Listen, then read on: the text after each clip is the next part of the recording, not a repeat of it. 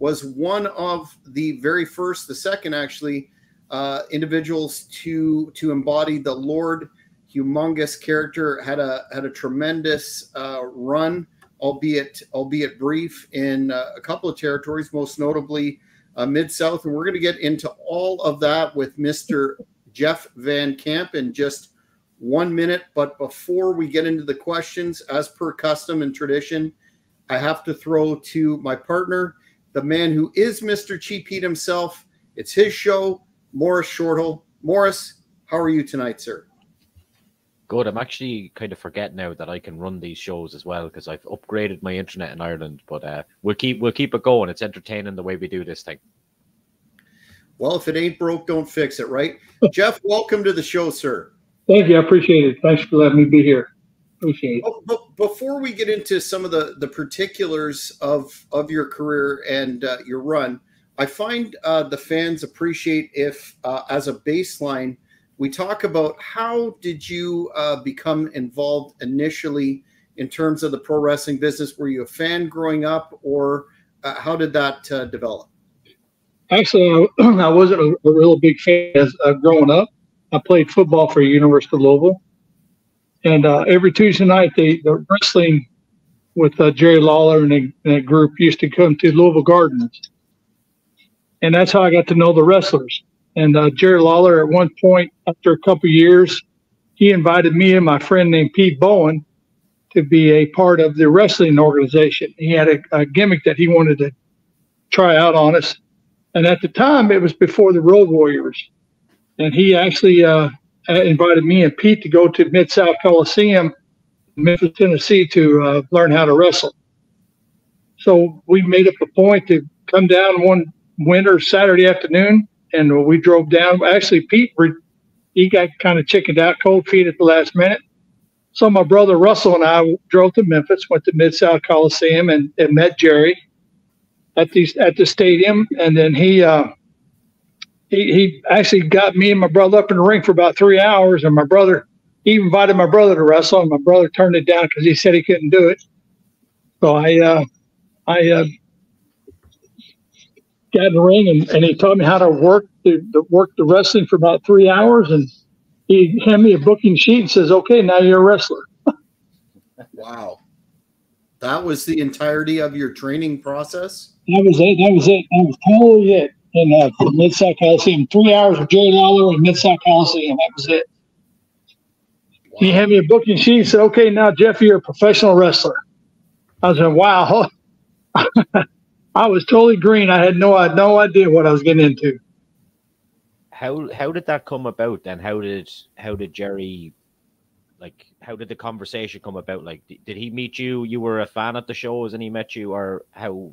Well, what happened was they had wrestling every Tuesday night at Louisville Gardens, and they would hire football players as security officers to walk the wrestlers to and from the ring to protect them.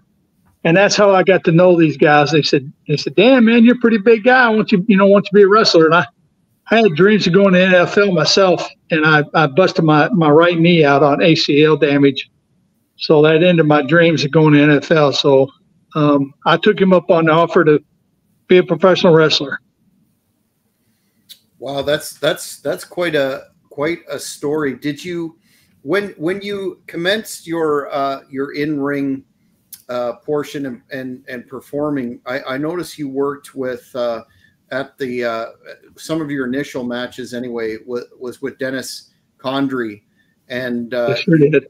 You were right up there in that Mid-South Coliseum at a time when they were selling out all the time. How intimidating was that for you to be stepping in the ring to that particular venue? It was very intimidating for me because I had never done anything like that before. It kind of, playing football, we had big stadiums. So, I mean, I was used to the audience, but I just wasn't used to being the spotlight. And a lot of guys like Dennis helped me out tremendously. And another person, I don't know if you remember Buddy Landell or not. Absolutely, Nature Boy. I did not have a pair of wrestling boots. All I wore was high top tennis shoes, my football shoes. And buddy, I was working with him a few shows, and he kind of got with me in Nashville, Tennessee, and said, Jeff, I got a pair of boots I think that will fit there. They're too big for me. So he gave me he gave me my first pair of wrestling boots. Buddy Landell did. I'll never forget that. Wow. In terms of your since you were basically, or not basically, but by today's standards, training on the job, can you talk us through after you were told by the King, you're a wrestler now, here's the booking sheet, go to it. What went through your mind when you first walked out there with the emphasis on yourself, not in a team environment, but as an individual wrestler? How in the world did you get through that first couple of matches, given the fact that it was alien to you? Oh my gosh, I was so green, and I know they were yelling potato a lot because I at first I didn't realize. I mean, I was really stiff, and they had to teach me to be not so aggressive and just listen and learn. The guys in the ring would talk to you and tell you what you need to do, and you had to listen. That's one of the things that I think that really helped me out with the guys and the fellas, is that they knew that I was really willing to learn, and I listened to them, and I learned a lot. Like Dennis, he was a wonderful individual. Ricky Gibson, I don't know if you know Robert, and his brother was, man, you talk about fantastic. Bill Dundee was really great to me. And I remember I hopped on the scene when Jerry Lawler was doing that big skit with Andy Kaufman. So, I mean, at one point, I had my car broke down, and I was in a little town in Kentucky, and I walked in the restaurant, and there said Andy Kaufman. He knew who I was because I'd worked a couple shows with him. And he actually bought me dinner, and we sat down and had a nice conversation, Andy Kaufman and I. That's something it's really fortuitous that you brought that up, because of course that angle is legendary, and some of the in my opinion some of the best stuff Memphis ever produced. Were you aware when that angle was going on? Were you smartened up to the fact that Lawler and Kaufman were of course cooperating in this? Or because one of the major facets of that angle that I've read was people weren't really smartened up as to how that was playing out. Actually, at the time, I really didn't understand what was going on, because I was totally brand new to the business, and I think a lot of the guys didn't really smart me up until they actually learned who I was going to be and how far I was going to get. But at the time, when I sit down and talk to Andy at the dinner table, and what a down to earth, great guy he was. I mean, he offered to take me to Memphis. At the time, I was waiting for my mom and dad to drive from Indiana down to Kentucky to pick me up, and then they helped me out. But Andy, he probably sat there with me for 2-3 hours. We just sit and talked, and what a great guy. And I was totally new, and for him to take time out of his busy schedule just to visit with me and smart me up to the business, it was really a nice treat. Mm-hmm.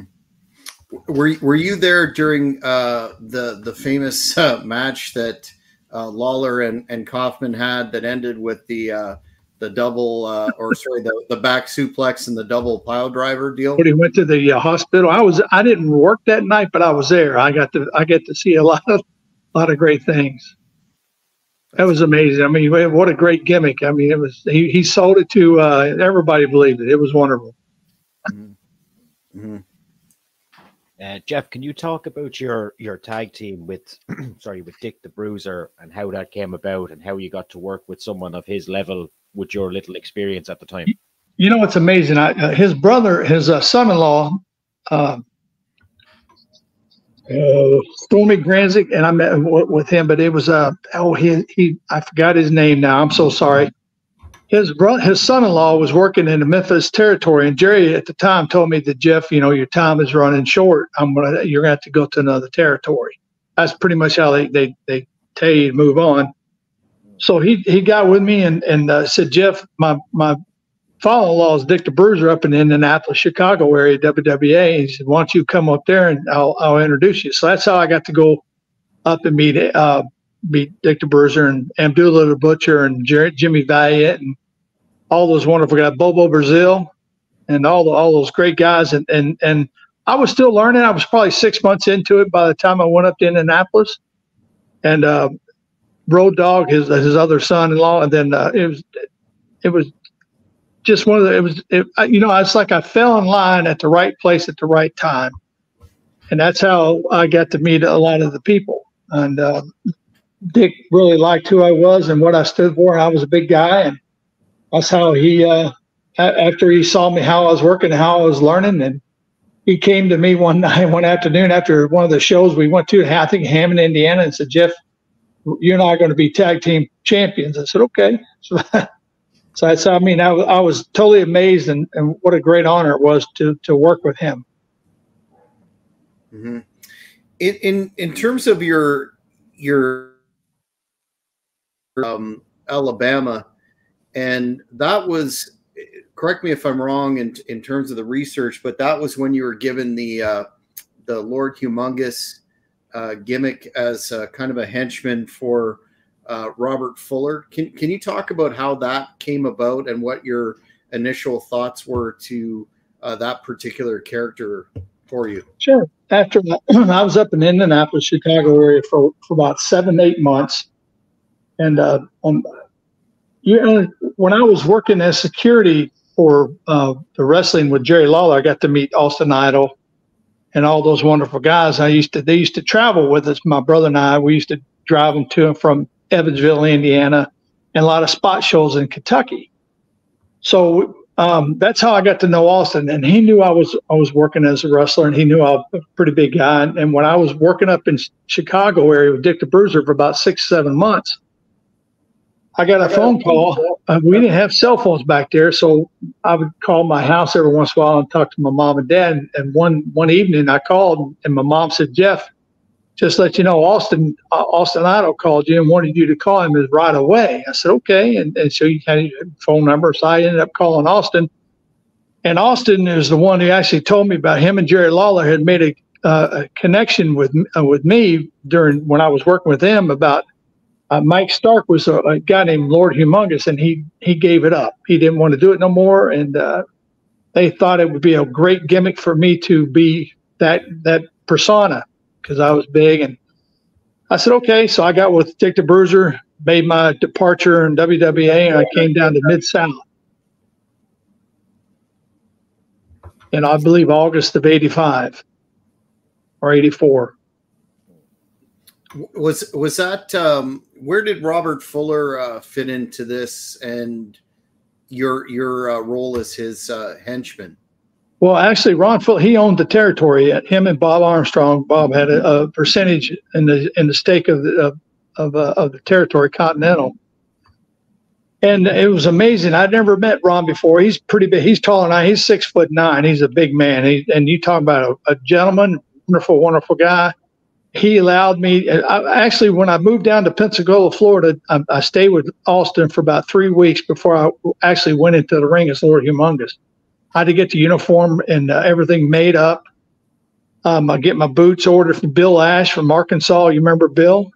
I got the boots from Bill Ash, and his father and his family made the boots. I got the gimmick up, and Austin pretty much gave me the instructions on how to be Lord Humongous. You know, you enter the ring, you step over the ring, you don't go in like everybody else. Everything you do, because you do everything totally different. You don't do anything like a regular wrestler. You wear a belt, you don't wear a belt around your waist.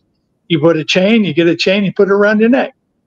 Anything, you're a monster. You have to portray that gimmick as a monster, and that's exactly how I portrayed Humongous.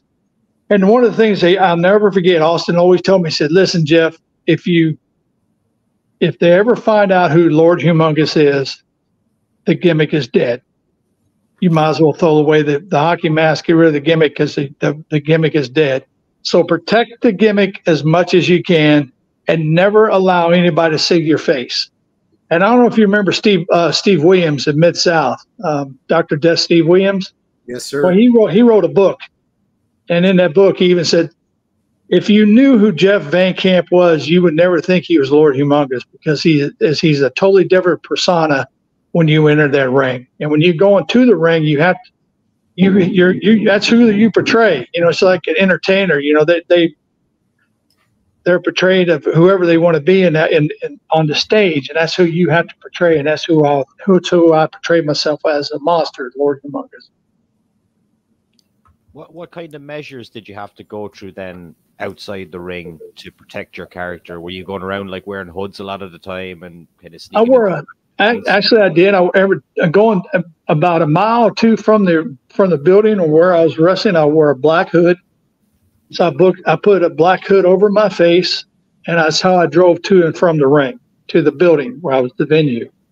And then when I left, I had to take took my hood out, and I took off driving with that as well. Now I had to be very careful because I had a lot of people following me. In Jackson, Mississippi, when I was working with Jake the Snake, I got stabbed by a fan. I still have the scar on my right hand today from being stabbed. On the way back from Pensacola at the auditorium downtown, I always had to take at least an hour out of my way to get back to the house because I had so many people follow me. I got shot at. I got ran off the road. I got stabbed. So there's a lot of things I had to do to protect my gimmick and protect myself. That's the reason why I had really hardly any family members at all coming to the ring. One time my brother showed up in Florence, Alabama. He was coming down to visit me, and actually he paid his money to went into the Bower Auditorium and paid money to come see me. And then I let him come in backstage after they talked to security. But I tried to protect my gimmick as best I could, and it was dangerous at sometimes being a heel. Believe it or not. Very. You jogged my memory about something that I wanted to ask you about in terms of I don't know if you pay attention to the current product at all from the big companies, but when you mentioned you were taught how to work as a big man, does it irk you, or do you shake your head when you see some of the few remaining truly giants that we have left in the industry, not wrestling like a big man? For example, a guy like Brian Cage wrestling Tessa Blanchard and selling for her. So that's the first part of the question. The second part, does it also irk you when you see wrestlers today totally getting rid of and not respecting kayfabe or their gimmick, thanking each other on social media and totally destroying any sort of veil of kayfabe? There's two parts of that question. The second part, I totally get irked about that, because if you want to protect your gimmick and protect who you are, like I was doing, you have to kayfabe. You have to. And as far as big man, there's certain ways that a big man should be, like Andre the Giant. He portrayed himself as a giant, and he was a giant. Big John Studd, all those big guys, Road Dogg, they're all big guys, and you can't take bumps like a normal wrestler can. You take bumps like a giant, like a monster, and it does irk me when I find big guys falling down. It's just not the way it should be. They should learn the right way. And perhaps that's emblematic again of the lack of psychology in the business today, because it seems to me that if you're utilizing proper ring psychology, that you wouldn't be falling all over the place or selling for someone who's 150 pounds less and six inches shorter. No. Do you by chance watch any of the major companies and see how the product is presented today? I've watched a little bit of it. I don't watch it all the time, but because I get so, like you said, irked about how they're portraying the gimmick and not being kayfabe and not understanding. I think there's a big following of people really want the way wrestling used to be. And I understand that, because there was like a persona of how it used to be. Because take for instance, when I entered, when we was leaving Jake the Snake in the middle of the ring, and he was, after I gave him a headbutt, he was on the ground in the middle, and here comes Hacksaw Jim Duggan, and he hops in the ring. Now, instead of taking a powder, jumping out of the ring as fast as you can, I stood my ground and stood over and like, what are you going to do? And I got a little heat from Bill Watts for doing something like that, but I agree that I'm a big monster. Why am I going to be intimidated by, even though he's a big man, I got to sell him. You understand? I did sell him, but I got out of the ring the way I wanted to get out of the ring, not take a powder and fall down and scoot. You know what I'm saying? I grabbed that ring and went over the top rope and stepped over like a monster should. Like, I'm not going to be afraid of you. I'm going to see you again. And a lot, they don't do that nowadays. I don't understand why.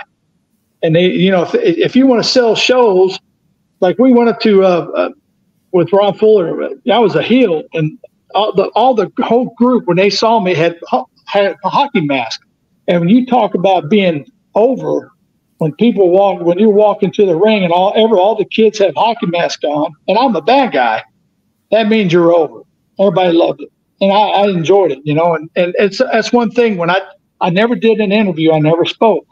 I spoke with my eyes. I opened my eyes up, and I had several different managers. Saul Creechman, and of course Humperdinck was fantastic. And let me tell you a little story about Humperdinck. I don't know if he was the ugliest man I ever met in my life, but he was so smart to the business. And let me tell you something, that man got more women than you can shake a stick at. I don't understand it. He was the ugliest and didn't have the best shaped body in the world, but that man got some women, that's for sure. Nice. Must have been the floral shirts. It must have been, man. But he was a talker. He was most definitely a talker. What a great guy. Jeff, how was it working with a young Arn Anderson, and did you think he'd go on to have the Hall of Fame standard career that he did? I talk to Arn every once in a while, and Arn says, Jeff, if you just stayed in the business 2 or 3 more years, you would have been in the Hall of Fame with me. And even Jake Roberts said, Jeff, I wish you would have stayed in it just a couple years more. He said you would have had a run with Andre. They would have put you with him and Hulk. They would have put you with all the big guys, because that's exactly where I needed to be. But at the time, I didn't think about it. I wanted to get out. I was young married, and I wanted to start a family, and that was my decision. I wish now because I went back in the ring for 30 years off and on to do reunion shows, and that's where I got to meet Terry Gordy from the Freebirds and Michael Hayes. I worked with those guys. They were fantastic. But it's kind of sad. 3 weeks after I worked with Terry Gordy, he passed away suddenly, and I'll never forget that. He was a wonderful guy. He was kind of at the time he mentally. I don't think he was all there, but because I had to really work with him in the ring. And then I learned 3 weeks after I worked with him, he passed away, and I felt very bad about that. Yeah, what a tremendous talent. Speaking of Horsemen, though, in '85, you wrestled, you received NWA World title shot against Ric Flair. I sure did. How did that come about? And my goodness, for being, new to the business, what a stamp of approval from the office that must have been for you. Oh my gosh, I was so honored. I was so honored. I think Rick wanted to do it as much as anybody, because he got with Ron, and at the time I was really helping selling out the big NRL, tournament everywhere. I was selling places out like crazy, and Ron he just gave me an opportunity. He said, Jeff, I got something I want you to do, and I want you to work with Rick. Now he did warn me. He said, "No, let me tell you something. Don't expect no 15 to 30-minute ring. You're going to be in that ring for an hour with Rick." I went, "Oh my God, you got to be kidding me! An hour?" So sure enough, we was out there I worked with him in Birmingham. Let me tell you, it was so many people in Birmingham. It was a sellout crowd. It was unbelievable. We had people in the rafters, and they would not. It was like a disqualification, but they wouldn't. The audience did not want me to leave that ring unless I had his belt. So I walked out of that ring with Ric Flair, the World Heavyweight Championship belt. What was I saw that match a long time ago, but what was the finish? A DQ or how did that go exactly? Yeah, I think it was. I believe it was a disqualification on his part, but then the people were so angry and upset with him that I had to literally walk out of that ring with the belt. And then I worked with him again the following night. We was in Montgomery, Alabama. So he ended up winning the belt back in Montgomery. But it was a great time, man. Because a week before, when Rick was there, a month or so, I traveled with the champ, and he most definitely could put down some alcohol, that's for sure. Still to this day, was that your first 1 hour Broadway? Yes, sure was. Wow, against Ric Flair. Not many people say that. Wow. I was very honored. A lot of people don't realize that, but I worked with him for an hour, 2 nights in a row, Monday night and then a Tuesday night. It was fantastic. Do you still follow him these days? Do you see what he does be up to? Rick partying, etc. He just be in the news for a lot of the wrong reasons, kind of unfortunately at the moment. Yeah, and he had a lot of health issues as well, and I feel for him because he treated me very nicely, and I have great memories of Rick. So I wish him only the best in the future. He can still party. That has to be admired as well. Yes, sir, absolutely. He can drink some beer, brewskis, that's for sure. Next, you commenced the penultimate run with Mid-South. Wanted to ask you how you got to be booked there, and I'm sure you do, any significant stories of working for the legendary cowboy Bill Watts. It was amazing when I at the time Bill Dundee had contacted me. I got with Ron. Ron said, Jeff, if you want to leave, you had a great run here in Southeastern Continental. If you want to leave and go for better horizons for your future, be my guest. And he gave me the blessing. So actually, Bill Dundee, after he gave me the blessing, Bill Dundee called me, and he was working out of Charlotte, North Carolina at the time, and he was the booker. And I had contacted, I think it was Bill Watts had actually called me, and he said, Jeff, come on over here. I want to work with you.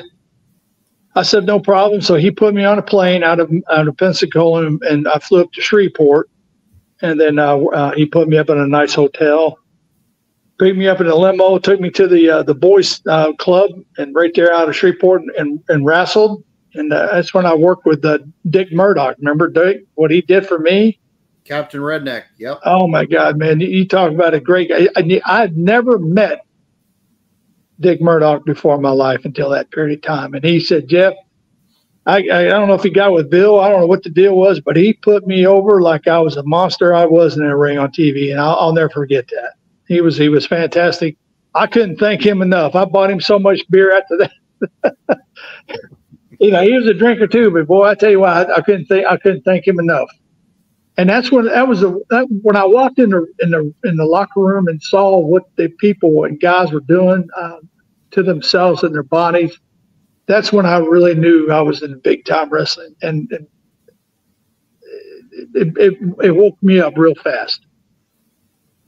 Were you witness to any of the legendary displays of, what's the word I'm looking for? I don't want to say temper, but Watts was, quite well known for angry discussion, so to speak, in the locker room. Were you ever on the receiving end of that, or did you witness any of that?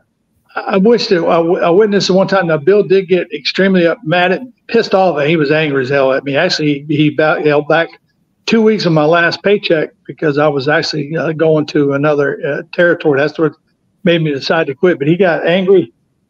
Oh my God! It was him. When John Nord, remember me and Barbarian, when he turned against Jake in the ring, and then after we did our stunt with Jake, the next week we was on TV with a couple, Tim Constance and Tim Curry or something, I believe. and we did something, and he wanted to put those two kids over baby faces really, really big, really, and wanted us to kind of bow down to him. And John and I said, man, we're monsters. We ain't gonna let these little kids push us around. So we went out there and fucking destroyed them. Excuse my language. We destroyed them. And Bill came back, and he was so pissed off at John and I. He was after that, within a few, maybe a month or so, John had left Mid-South and went. He told me he was giving up wrestling altogether, and I found out he went to WWF as the Berserker. But he totally left Mid-South after that. Bill, he was so angry. He was throwing shit in the locker rooms. Unbelievable. He was so mad, angry. Was it an urban legend or a fact from speaking of the locker room that Watts said that, you know, you can go out and drink and fight and do whatever you need to do on your off time, but if you lose a fight, you're fired. Was that communicated to you as well? That's pretty much it. Yeah, if you because a lot of people didn't really know who I was, so I was kind of protected a little bit. But if you go out in these bars and get in a fight, you better win. Yeah. You better win at all costs. You better win. How did you deal with the Mid-South travel schedule then, Jeff? Or did that ultimately come to your decision to leave then as well? Was that a big factor in it? It was a little bit. We traveled. It was 7 days a week, and we worked twice on Saturdays and Sundays. Now, you had to have a wife or a girlfriend at the time, because at the time I had a young wife, and thank God she knew how to drive, because she would drive us to Houston, Texas, and a week later pick us up in Jackson, Mississippi, or New Orleans at the airport. Did you find that that travel deal got, to my understanding of Mid-South, when you were there, business was starting to fall off a little bit, and then eventually the sale to Crockett. Did you find that the travel got more difficult with the declining revenues, and those trips to those tremendous car rides got more and more difficult to handle? It did, but it was like further and further and further away. And I remember Thanksgiving night in '85, we worked in the Superdome, and that's the night that I worked with Jake the Snake, Butch Reed, Hacksaw Jim Duggan, all again. We were the main event. So, and Bill Watts had a gimmick that he used a cattle prod, and it's supposed to put it in my eye, and I take the mask off and all that. But anyway, that was the same night the Crockett Productions were doing the same thing. It's like an alternate show. We're going back and forth. Then was a sellout crowd in the Superdome. And I didn't even have time. We literally left the ring, put me on a golf cart, drove me to the locker room as fast as I can. My manager at the time, Humperdinck, was already back in the back. He had my stuff ready for me in my duffel bag. We ran out the door as fast as we could, hopped in the limo, went to the airport, and flew. It was me, Hacksaw, Butch Reed, all those guys, and went on Bill Watts' Learjet and flew to Shreveport and wrestled again. I was so wore out that night, but it was an amazing time, that's for sure. Did you ever have an opportunity or think about joining the WWF at any point? Was there ever any discussions there? Actually, I was later on. I should have went. I wish I could have went, but there was no discussion at the time when I decided to hang it up and start a family. I just walked away at the time when I was on the top of the world to start a family. Yeah. Mm-hmm. You've touched on some of your legendary opponents that you had in Mid-South, and I just wanted to give you an opportunity to do when I throw a name out, your impression of working with them. You already talked about Captain Redneck Dick Murdoch. What about working with Hacksaw Duggan in the ring? Another big guy, not a monster, but still a big guy. Jim was a fantastic worker.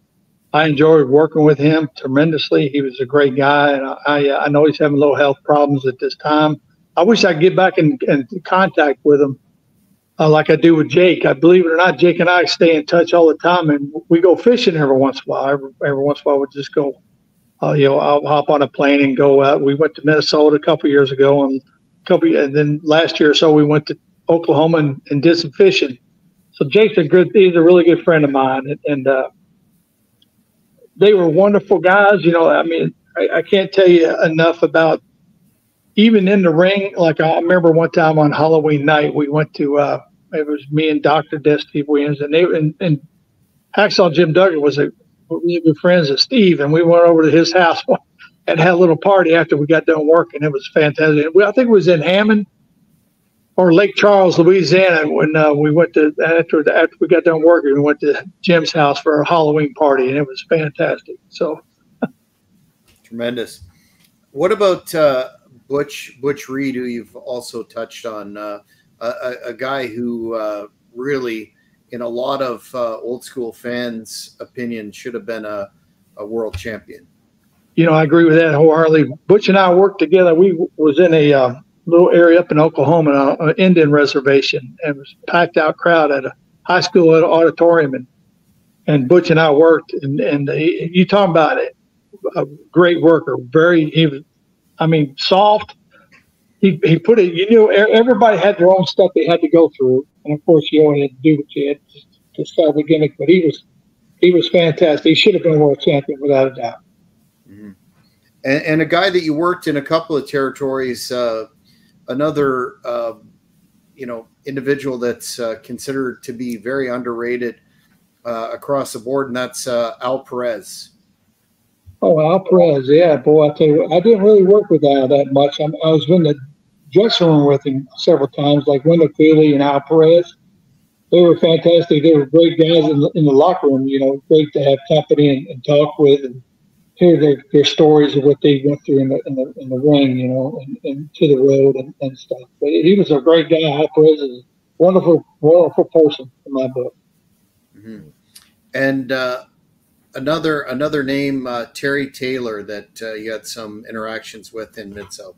Yeah, Terry was actually after there was an individual, I can't remember who was the booking, but Dick Slater was the booker, and then after Dick. That's who I contacted in Mid-South, I believe. And then Terry took over as the booker. And Terry and I didn't get along too well. I met Terry when I was with Joey Lawler in his territory. And Terry is most definitely a womanizer. And he and I just didn't get along. And it showed when he started. I think he's one of the main reasons why I left the business, because of his demeanor. In terms of being a reported office stooge or morality issues? Oh, both. I mean, everything you said, you got your backstabbers everywhere you go, and he's one of them. Mm-hmm. Mm-hmm. Well, you're not alone in that assessment for sure. You touched on your great relationship to this day with Jake the Snake, and most fans from that era remember that extensive program that you had with him. You had cage matches, you had you name it. What was it about your tenure in the ring with Jake that made that chemistry so palpable? Jake, honestly, he's a great worker, and he and I just we clicked. When you work with somebody and you know what they're going to do, and he knows what I'm going to do, we just automatically knew we just clicked. No matter what we did, we were together on all our moves and everything that he did. I knew what he was going to do, and he knew what I was going to do, and he was just he's a great professional individual, and I'll never forget it. We just clicked. Jeff, what's your thoughts on other people using the Lord Humongous gimmick, in particular? Probably the fans would like to know about Sid Vicious. I heard a lot of bad things about Sid. I understand he did a lot of steroids. I don't know if any of this is true. I've just heard from what people have told me, and he didn't really know how to work the gimmick, and I understand. It kind of upset me when went out and had a mystique of Humongous and how I thought it should have been worked. And a lot of fans in the last few years said, Jeff, when you walked in as Lord Humongous, everybody believed of who you were, and they didn't believe it with anybody else. And it makes me feel good. They just didn't have the same persona or mystique of Humongous as I think I did. And it kind of upsets me because I worked so hard at making a good name for myself with the Humongous gimmick. And now a lot of people, like this one individual, I get a lot of, this one guy up in Mississippi, I don't really want to say his name, but he does a lot of the Humongous gimmicks. And instead of putting a picture of himself on the brochures, he'll put a picture of one of my old pictures of Lord Humongous on the, and he'll sell, and they'll sell tickets thinking it's me, the Lord Humongous, and he'll take credit for it, and that hangs. That should be called out. It should be, and I called out a couple of the promoters at the time when they said, "Listen, I'm not coming to your show. You need to stop showing a picture of myself on your posters because that ain't cool. Billboards or whatever you want to do." That's a picture of me, not the person that's going to persona of Humongous who you're paying. So,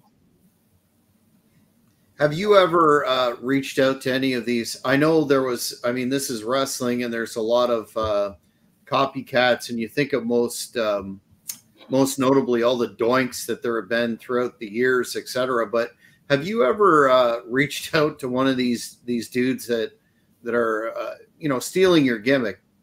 No doubt about it, and said, cut this out, or do you have any? I take it you don't have any legal hold on the intellectual property, but still.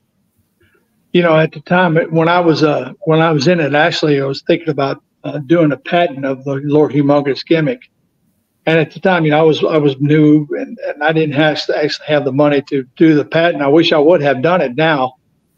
But I do get really upset at people who portray Humongous and put on a hockey mask and outfit that I used to wear, and they portray themselves and they don't have a clue what they're doing.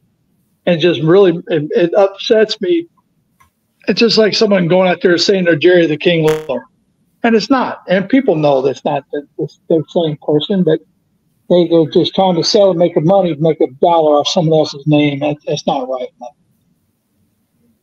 Aside from Sid, I was going to ask you about up in Calgary, they had Jason the Terrible who wore the hockey mask, a little bit of a tweak in terms of the outfit. Carl Moffat, did you ever catch his work as Jason? No, I sure didn't. I'm sorry. I've been to Calgary. It sure is a beautiful area up there, that's for sure. Yeah, absolutely.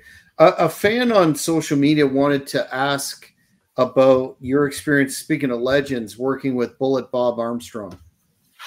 Bob was a great, great guy. Even in and out of the ring, what a family man he was. He was very smart to the business. All 4 of his sons I got to know very well. Scott, James, and Brian, and Brad, and Steve, all of them. Bob was a class act. If there was any problem or issues that what I had, because he owned part of the territory of Southeastern, Bob was always in a room by himself, and you'd knock on the door and walk in. Bob always said, no matter what time it was or when the ring time was, he always gave you a minute to tell you what he thought and how he portrayed of what the show should go. And I always respected that. Bob he's a class act. You said obviously then your decision to leave was family based and you wanted to have a family. Do you have any regrets about not maybe staying in the business in some capacity, or were you just happy to get out at that moment? I look back on it, I wish I would have stayed in the business like Jake and Arn and all these guys and Rick and all that told me, said, Jeff, I just wish you would have stayed in the business because you would have had one hell of a run in WWF with Andre and Hulk Hogan and all those guys. And I could have been in the Hall of Fame with those guys. If I just stayed with the business a few more years, I wish I would have now. And because it upsets me because I see a lot of guys that I know and they're great guys and I'm proud of them. I'm proud for them and I'm glad I was part of their life. I just wish I would have stayed in it just a few more years. I do have regrets about that. Yes. Yeah, you were there at the right time to do one of the monster heel runs with Hogan, like One Man Gang and so many others. You certainly had the size, and you hit that for the 80s. You were the perfect performer for WWF. But aside from when you left, did you ever consider or have any feelers to any other organization? I'm thinking of NWA or WCW, or you just left and that was that? Only thing I wish I could have went at was WWF. But when I left, I just decided to walk away, and I actually entered police academy in Florida and became a police law enforcement officer at Pensacola Police Department. So I regret that, but I enjoyed my time with in law enforcement. And the pension is good. Well, it's nice, that's for sure. No pension in the wrestling. No, and I was talking to Scott now that if you're in the business for a certain period of time now, I guess they have a little bit of pension, but not much. That's why you see a lot of guys like Jake and everybody. He was telling me they got to do a lot of Comic Cons and shows and reunions and things. So I made a smart decision that way for the long run, but at the same time, I wish I had just stayed in long enough to be in the WWF Hall of Fame. That makes sense? Yeah. The only blessing about Comic Cons and autograph signings is for these guys, it's like a reunion every time, because they all get to come back together and get paid, and they don't have to put their bodies on the line and just sign a few autographs, That's true. I mean, there's a couple of times I got to a couple individuals, promoters who wanted to sell my gimmick and sell me, and they flew me to Albany, New York a couple of years ago, and I went to Charlotte, North Carolina, like last year or so, to do a show. Not a show, it was just to sign autographs and sell some of my pictures and shirts and T-shirts and stuff. So I do enjoy doing that. It's amazing. And I'm very honored. I got put into the Hall of Fame in Alabama for wrestling. I'm very honored by that. So you're available for autograph bookings? Oh, without a doubt, I'm most definitely available for autograph bookings. And I like to sell T-shirts, and I got this little gimmick I have: T-shirts, hats, pictures, and I have a little doll. Jake the Snake put me on the Gabby.com. They sell little dolls, but make it little humongous dolls, kind of cute. If you had to boil down your career, your tenure in pro wrestling to aside from the obvious that you had a lot of success, unusually, even back then, a lot of success in a brief period of time, what would you consider your most endearing to yourself accomplishment, or what are you most proud of?